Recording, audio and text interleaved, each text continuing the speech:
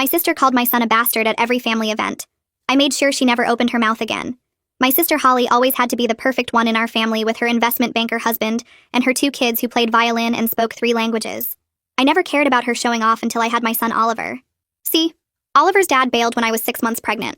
But I didn't care because I had a good job as a physical therapist and could handle being a single mom.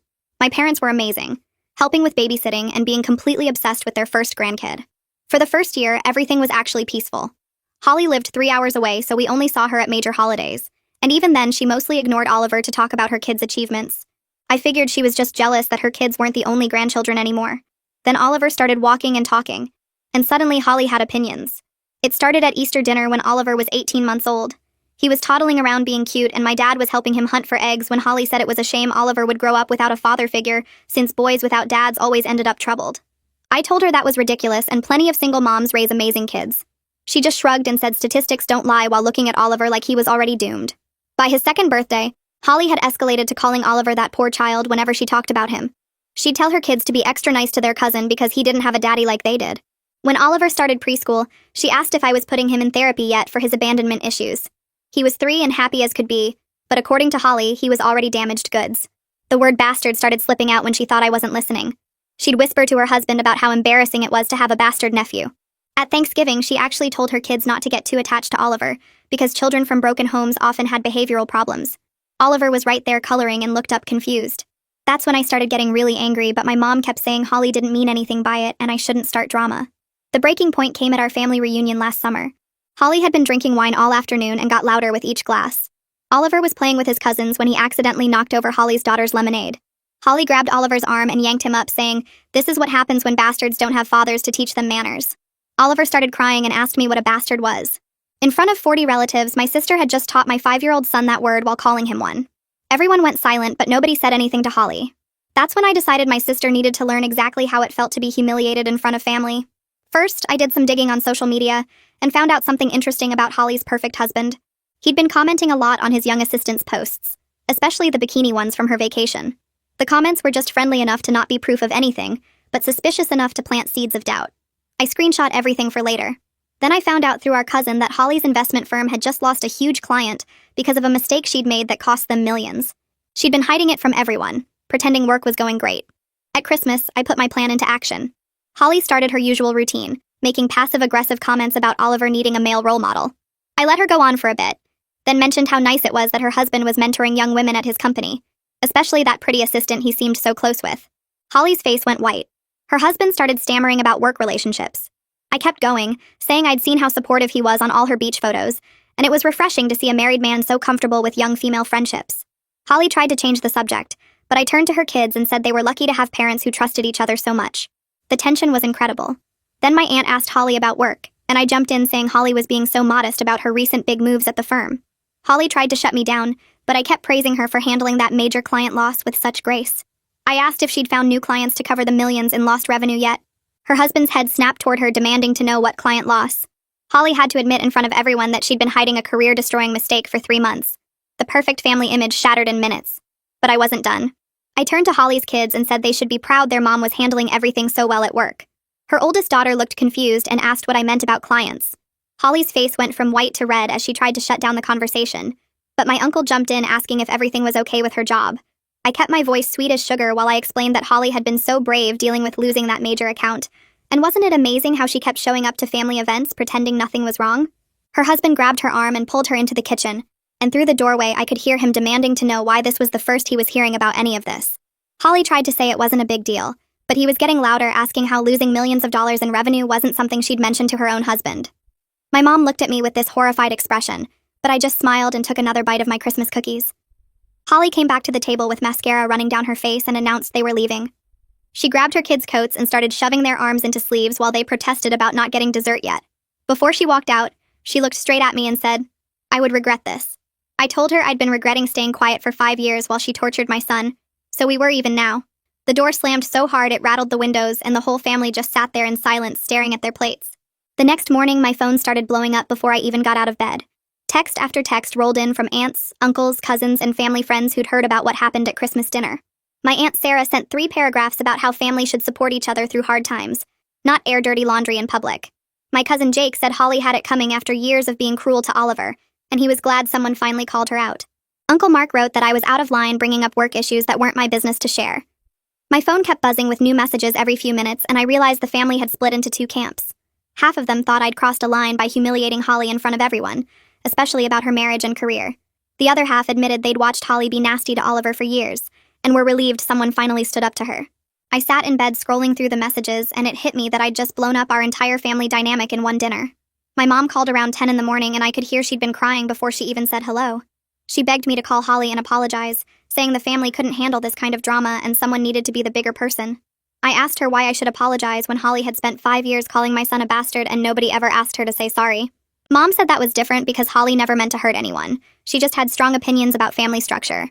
I actually laughed at that and told my mom that calling a 5-year-old a bastard to his face wasn't having opinions. It was being cruel.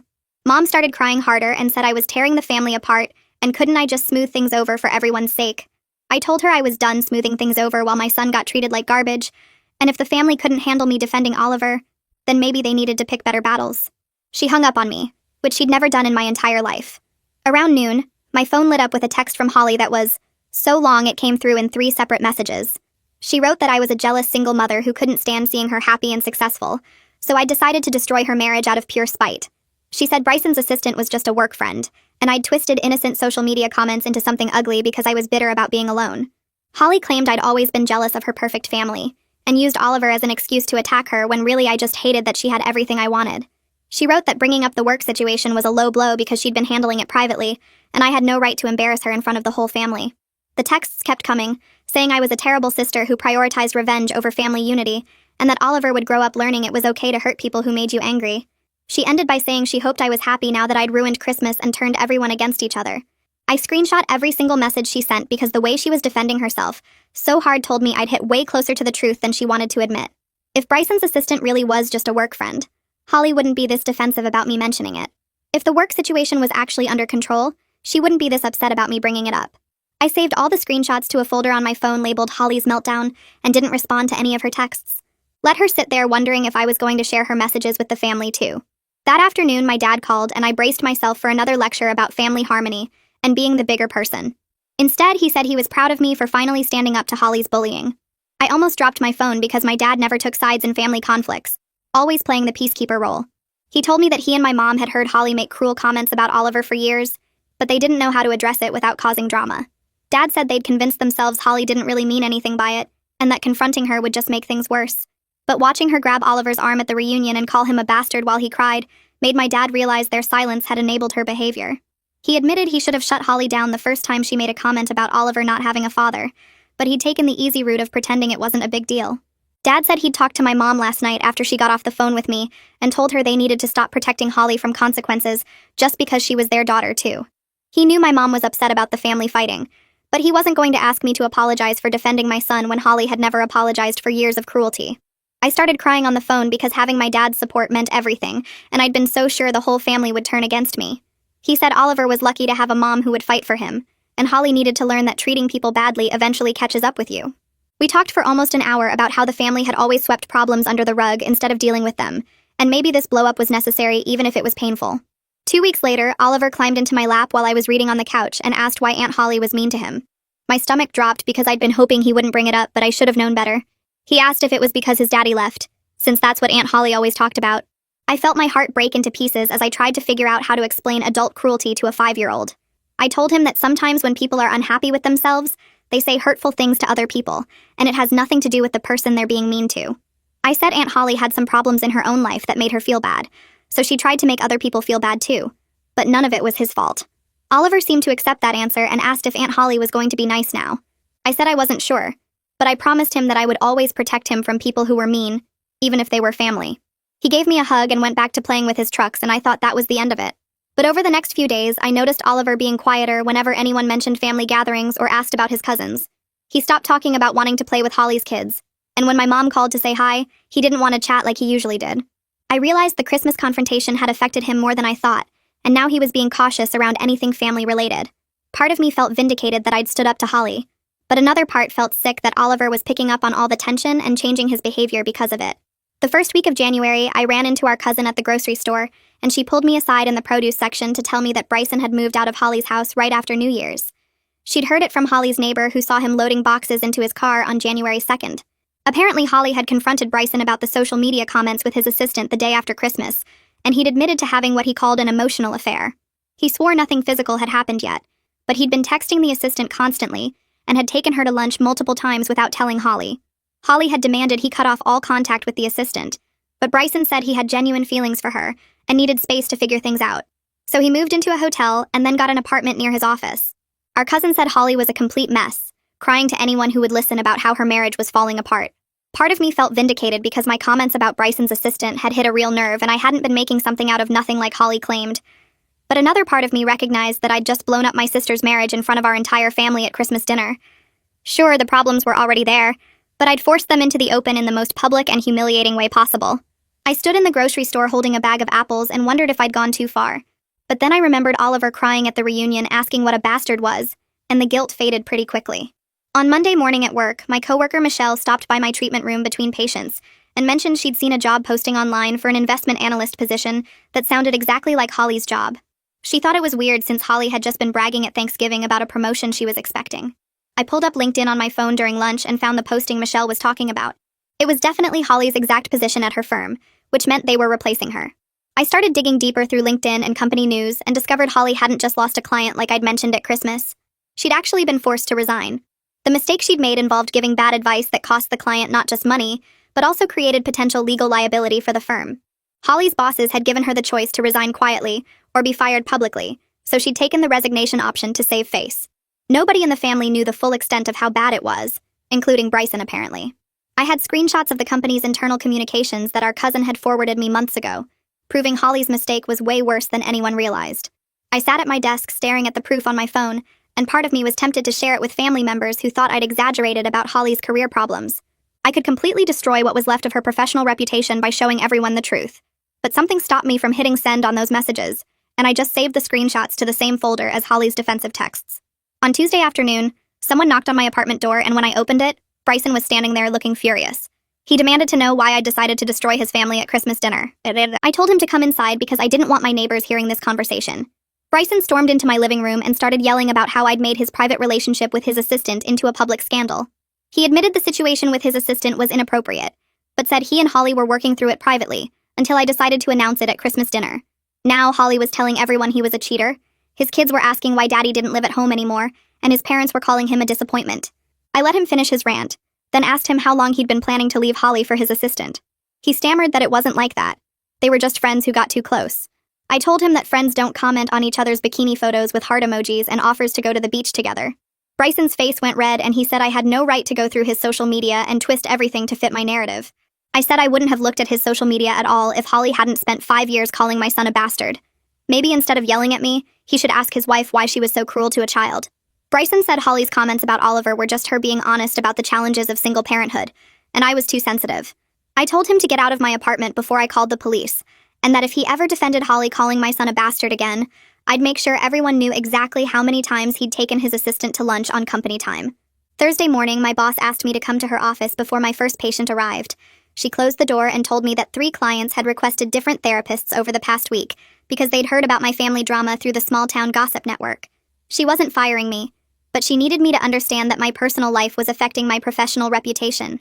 One client had specifically mentioned hearing about me publicly humiliating my sister at Christmas and decided she didn't want therapy from someone who handled conflict that way. My boss said I needed to keep future family issues private because the clinic couldn't afford to lose clients over staff personal problems. I sat there feeling my face burn with embarrassment and anger. I was facing professional consequences for defending my son from someone who'd bullied him for years. My boss kept talking about maintaining professional boundaries and community reputation, but all I could think about was how unfair it was that I was the one getting punished. Holly had spent 5 years being cruel to a child and nobody cared. But I exposed her secrets once and suddenly I was the problem. I left my boss's office and went straight to the bathroom to cry before my first patient showed up. I realized revenge had costs I hadn't fully considered, and protecting Oliver was going to affect more than just my relationship with Holly. That afternoon, Oliver's preschool teacher Harper called my cell phone during my lunch break. She said Oliver had been acting out in class over the past week, pushing other kids during playtime and saying mean things he'd never said before. Yesterday, he'd told another student that his mommy said some people deserve to feel bad, and today he'd pushed a girl off the swing and called her stupid. Harper said this was completely out of character for Oliver, who was usually one of the sweetest kids in class. She gently suggested that the family tension I'd mentioned at pickup last week might be affecting his behavior more than I realized. Harper recommended I consider getting Oliver some counseling to help him process whatever he was picking up at home. She said kids absorb adult conflict even when we think we're protecting them from it, and Oliver clearly needed help working through his feelings. I hung up the phone and felt like I'd been punched in the stomach. Protecting Oliver was my whole reason for confronting Holly at Christmas, and now he was the one suffering from the fallout. He was acting out at the school, pushing kids, saying cruel things, and it was because of the family war I'd started. I'd thought standing up to Holly would show Oliver that I'd always defend him, but instead I'd created an environment where he was learning that hurting people were acceptable when you were angry. Friday night, I was scrolling through Facebook when I saw that Holly's daughter Zoe had posted something cryptic about fake friends and people showing their true colors. I clicked on her profile and saw she'd been posting sad quotes all week about betrayal and loneliness. Then I noticed Blakely's account had a post from Holly saying they were looking for a new violin teacher because their previous one had decided not to continue lessons. I messaged our cousin and asked what was going on with Holly's kids. She told me that other parents at their private school had heard about the Christmas drama through the gossip network, and some of them had started excluding Holly's daughters from playdates and birthday parties. Apparently, the school had a very tight-knit parent community, and word had spread that Holly's husband left her for his assistant, and she'd lost her job. Some parents didn't want their kids associating with children from that kind of family situation. Blakely's violin teacher had dropped her as a student, because the teacher was friends with one of the moms who'd decided to distance herself from Holly's family. I felt genuinely sick reading about what was happening to two innocent kids who had nothing to do with their mother's cruelty, or my public revenge. Zoe and Blakely were paying the price for adult conflicts they hadn't caused, and I'd never wanted to hurt them when I exposed Holly's secrets at Christmas. Saturday morning, my mom called while I was making breakfast for Oliver. She asked if we could all come to Sunday dinner because she wanted to talk about something important. I knew from her tone that this wasn't going to be a normal family meal. She said both Holly and I needed to be there to work things out as a family. I told her I wasn't interested in making peace when Holly still hadn't apologized to Oliver for calling him a bastard. My mom got quiet for a second, then said she couldn't handle the divided family anymore, and the stress was affecting Dad's blood pressure. She said if Holly and I couldn't figure out how to be civil, then she was done hosting family events. It felt like an ultimatum, and I was furious that they were pressuring me to reconcile when Holly was the one who started this whole mess. But I agreed to come because I didn't want Oliver losing his grandparents over adult drama. I told my mom we'd be there at 6 and hung up feeling like I was walking into an ambush. Tuesday afternoon, I stopped at the coffee shop near my clinic to grab something between patients. I was waiting for my order when I heard two women at the table behind me talking. One of them mentioned Holly's name, and I froze. The woman said Holly had been seeing a therapist for severe anxiety and depression. She told her friend that Holly had a complete breakdown at book club last week, talking about losing everything she'd built. The woman said Holly cried for 20 minutes about her marriage falling apart and her career being destroyed. I stood there holding my coffee, feeling something I didn't expect. For years, I'd seen Holly as the perfect sister who had everything together, and used that perfection to make me feel small. But listening to this stranger describe Holly's breakdown made me realize she was probably miserable the whole time. Maybe she took out her unhappiness on easy targets like me and Oliver, because she couldn't admit her own life was falling apart. I left the coffee shop feeling confused about whether my revenge had been worth it. Thursday morning, the cousin called while I was doing laundry. She said she needed to tell me something about Holly's situation.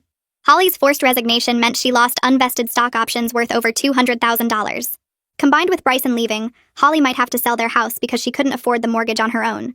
The cousin said several relatives were lending Holly money to help her stay afloat, which was straining their own finances during a tough economy. My aunt had given Holly $5,000, and my uncle had covered 2 months of the girl's private school tuition. I realized my Christmas revelation had created a domino effect that was hurting people who had nothing to do with the original conflict. Family members were draining their savings to help Holly survive the fallout from secrets I'd exposed. I hung up the phone and sat on the floor surrounded by clean clothes, wondering how protecting Oliver had turned into financial crisis for half the family. Friday afternoon, I picked Oliver up from preschool and he was quiet on the drive home. I asked if something happened at the school, and he said a kid told him something during recess. Oliver asked me if I made Holly's family fall apart because she was mean to him. My stomach dropped and I pulled into a parking lot so I could turn around and look at him. He said the kid at the school told him that I ruined everything at Christmas, and now his cousins were sad.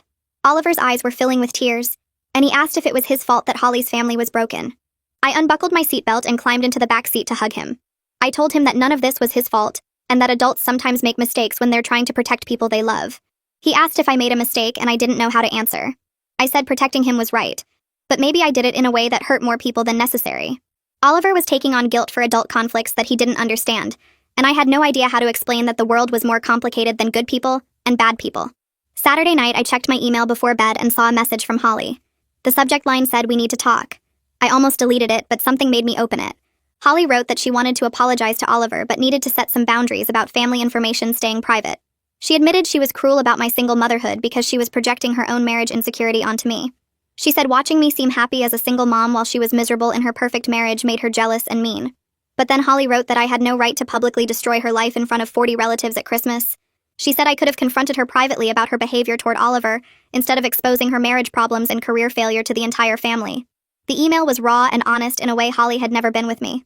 She wasn't making excuses for calling Oliver a bastard, but she also wasn't pretending that what I did was justified. I read the email 3 times trying to figure out if this vulnerability was real, or if Holly was manipulating me into feeling guilty. The next week, Michelle pulled me aside at work during our lunch break. She said she was worried about me because I'd become obsessed with tracking Holly's situation. Michelle pointed out that I spent every break scrolling through social media looking for updates about Holly, and seemed angrier now than right after Christmas. She asked if I was okay, and I snapped that I was fine. Michelle said I clearly wasn't fine, and that my anger was starting to affect how I treated patients. She mentioned that I'd been short with a client that morning who asked about rescheduling. I told Michelle to mind her own business and walked away. Later that day, my dad called, but I let it go to voicemail. He'd been calling less frequently over the past few weeks, and I knew he was caught between supporting me and helping Holly through her crisis. I listened to his message and he sounded tired. He said he loved me but couldn't keep choosing sides in this family war. I realized I'd isolated myself by making everyone pick between Holly and me. My support system was falling apart under the weight of prolonged family warfare. Wednesday night, I was scrolling through Facebook when I saw Bryson had updated his relationship status. He was now listed as in a relationship with someone named Jessica Smith. I clicked on her profile and recognized her from the bikini photos I'd found last fall. She was the assistant whose posts Bryson had been commenting on. I scrolled through their photos together and saw they'd been publicly dating for at least a month. Holly's worst fears had come true, and Bryson had left her for the woman she suspected.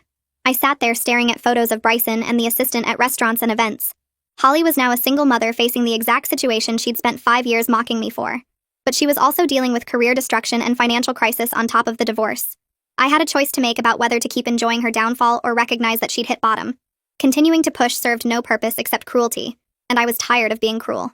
Thursday morning, I woke up and made a decision. I opened my laptop and found the folder where I'd saved screenshots of Holly's forced resignation details.